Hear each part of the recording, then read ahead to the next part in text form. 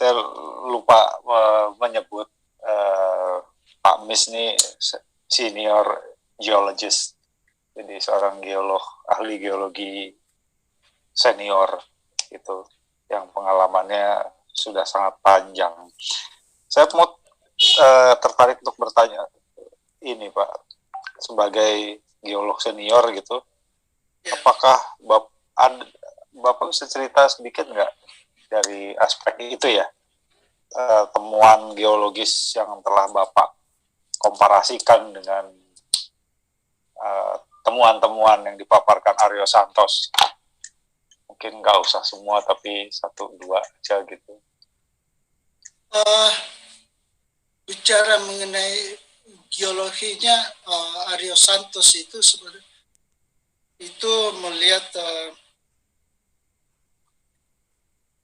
peninggalannya agak sulit kita anukan, karena yang dikirakan itu sudah terpapar oleh banjir bah.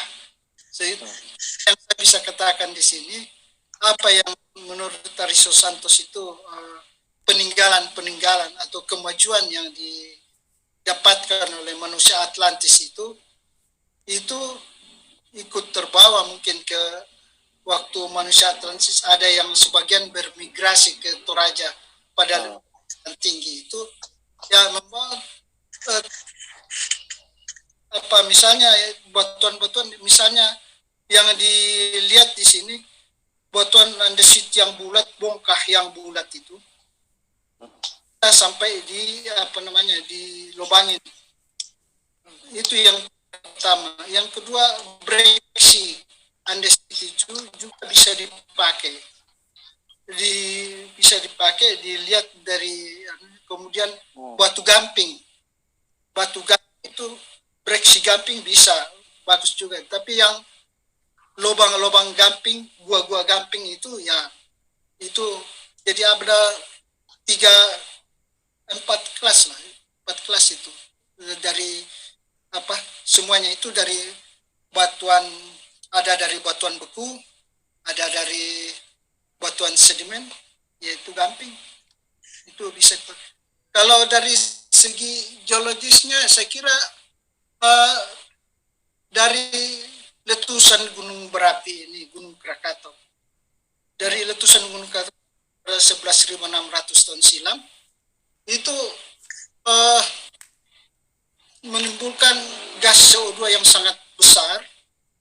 Kemudian terjadi pemanasan global, sehingga es itu mencair, yang disebut akhir dari Pleistosen atau akhir zaman es. Itu ya, akhir dari zaman es itu. Zaman es itu Pleistosen itu kalau di geologi umur yang paling muda sebenarnya. 11.600, umur yang sangat muda bagi seorang geologis melihat itu.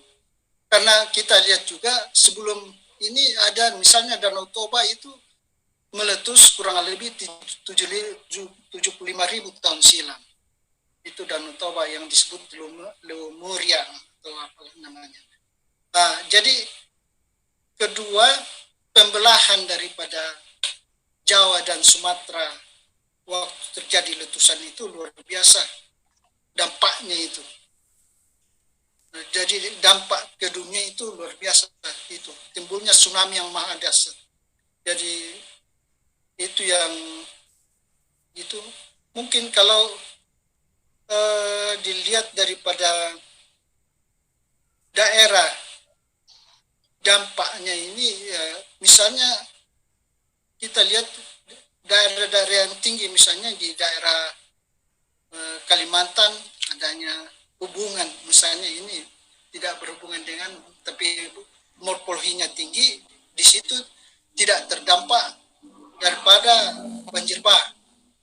Dan itu juga daerah yang daerah Batak misalnya, karena lihat itu budaya dari ketiga suku ini kelihatan ada kemiripan juga. Jadi mungkin orang sebut Melayu tua itu ya mungkin ada. Kita lihat berdasarkan dari dataran rendah Atlantis ini yang sangat subur dulu itu. Perkembangan kehidupan manusia itu kondisinya memungkinkan untuk bertambah berkembangan dengan baik, khususnya dalam bidang peradaban manusia. Saya kira mungkin yang saya bisa sampaikan itu. Oke, terima kasih Pak. Saya mau tanya satu lagi. Tadi ada Puang Tamborolangi. Itu artinya apa sih Pak? Ya, bagaimana? Puang Tamborolangi itu artinya apa Pak dalam bahasa Indonesia? Puang Tamborolangi itu berdasarkan status kasta. Waktu itu Puang Tamborolangi itu diidentikan berasal sebenarnya dari kasta Hindu Siwa yang punya strata yang paling atas. Jadi kemudian kasta di atas, kemudian turun jadi ksatria dan Puang Tambor di Toraja itu Puang Tamborolangi itu awal daripada suatu kasta yang kalau nggak salah ada di Toraja yang melahirkan puang-puang seterusnya ke bawah, dan itu ada hanya 3 daerah di Toraja, yaitu daerah kalau boleh saya sebut Sangala, Mengkendek, dan Makale. Itu adanya puang, dipanggil puang di situ, ada daerah itu cirinya bahwa mereka ini keturunan dari Puang Tamborolangi. Itu yang mungkin berdasarkan itu kasta. Jadi kasta yang mungkin kasta yang di atas lah. Ya. Stratifikasi sosial ya itu. Ya. Gitu ya. Oke. Yang lain di sini juga bicara Atlantis nih ada Mas Dhani Irwanto yang juga bulan lalu mendongeng di sini tentang Atlantis. Dhani ada ini nggak Pak Dhani? Ada pertanyaan atau mungkin bisa ada hal yang bisa diobrolkan bersama Pak Mis di sini?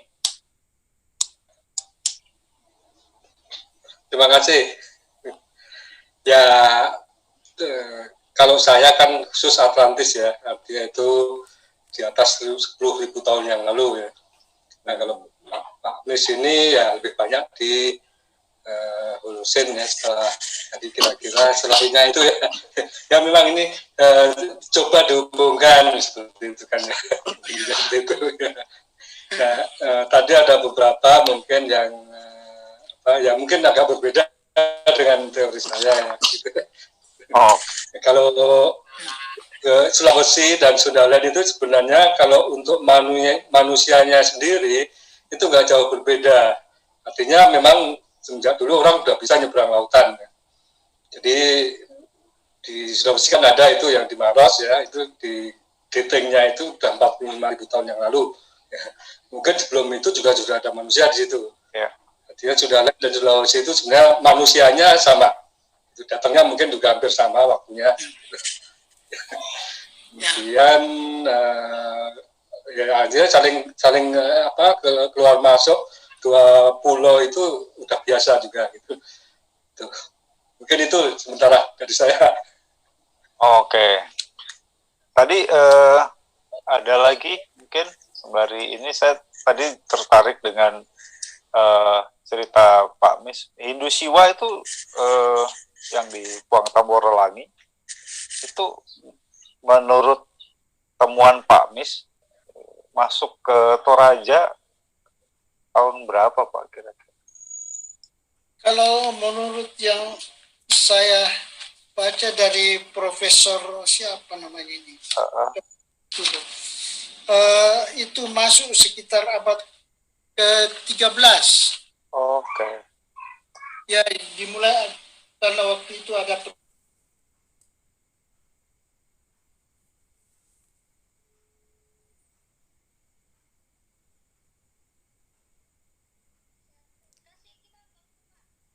semacam migrasi orang para ini sehingga datang ke Toraja, Nah, berkembanglah di sini. Jadi Halo, ikutan ada kamu. jadi sudah ada hubungan dengan Jawa di zaman itu ya. Halo. oh iya sudah ada Saling pengaruh. sebagai Ikutan ada kamu. Nah, di sini disebut dinasti Puang Tamboralangan diketahui kemudian memerintah di Goa, Lu dan Bone. Menurut Prof. Salombe, Iya, ikutan ada kamu kan. kirakan bahwa Puang Tamboralangan hadir di Toraja pada awal abad 13, Iya, teman-teman. era pemerintahan Kertajaya Kediri 1200 sampai 1222 sebagai penganut Oke. agama Hindu Siwa di situ. Makanya waktu saya Tamborolangi, saya coba mencari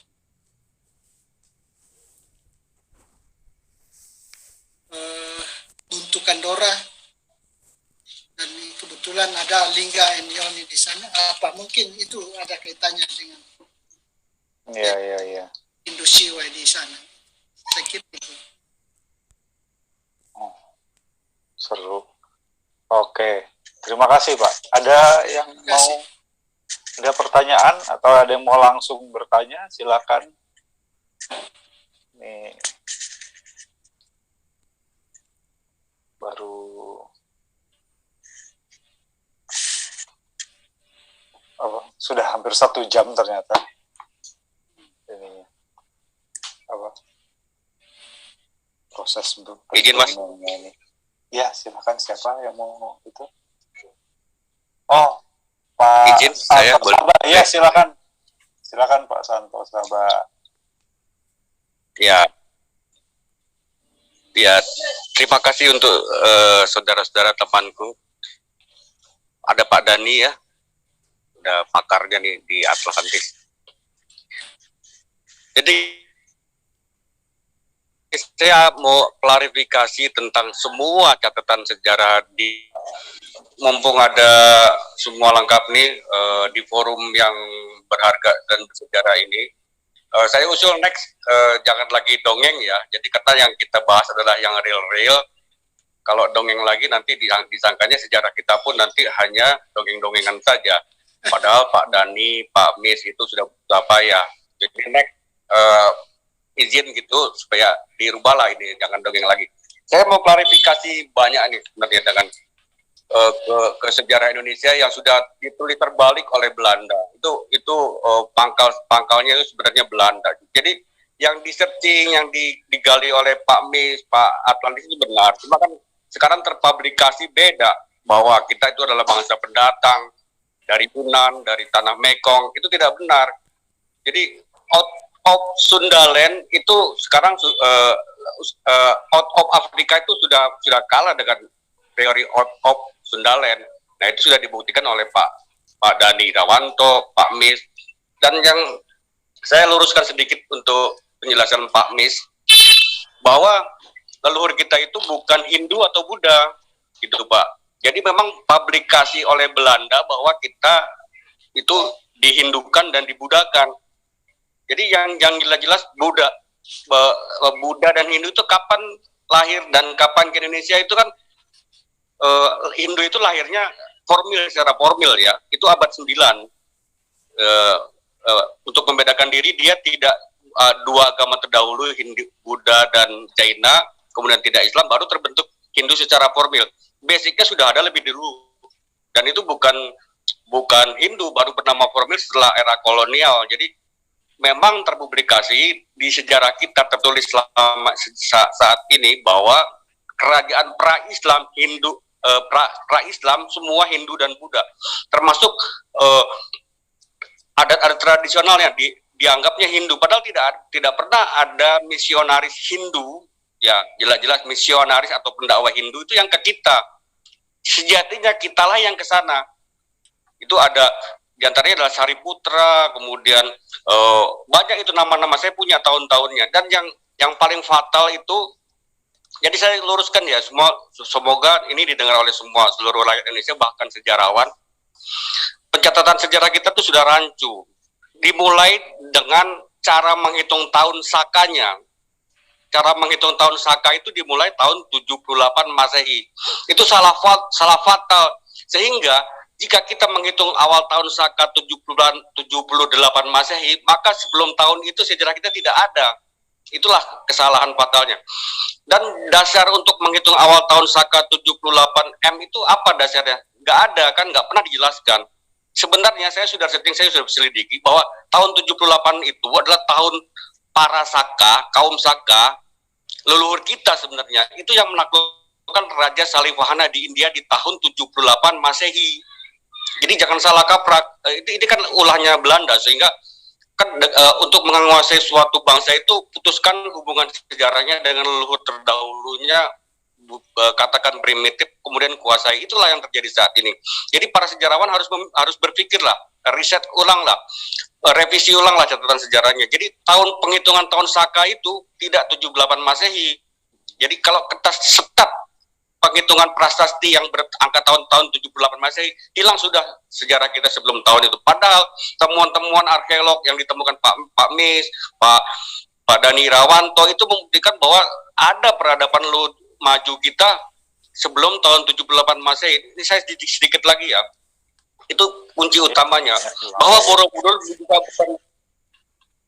juga bukan Buddha, ini bukan Sara ya, ini akademik ya.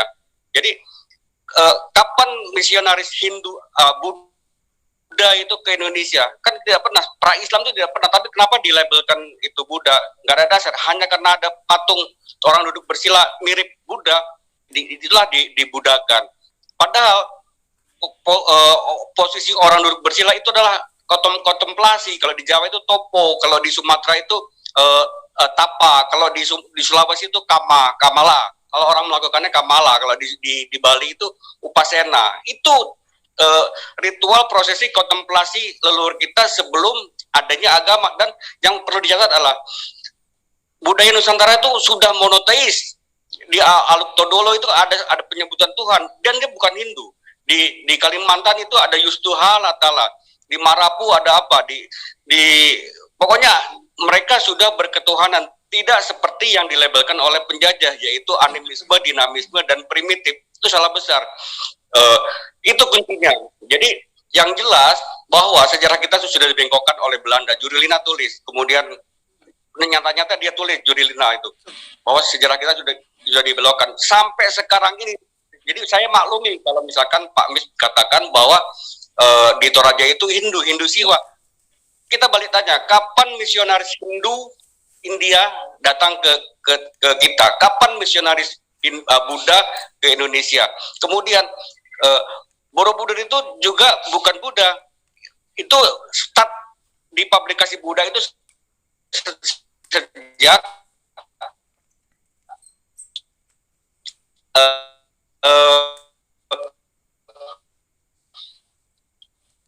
biksu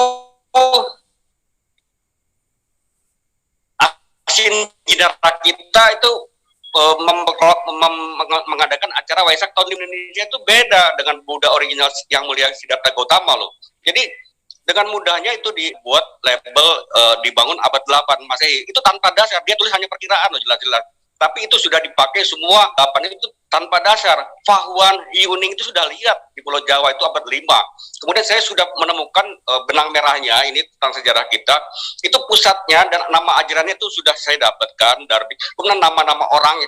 Kalau mempelajari sejarah harus ada nama, tempat, kemudian waktu, kemudian lokasi. Nah, 3 poin itu yang harus punya. Nah, bersyukur saya kemarin sudah presentasi ke situs Muara Teguh sana. Itu disitulah pusat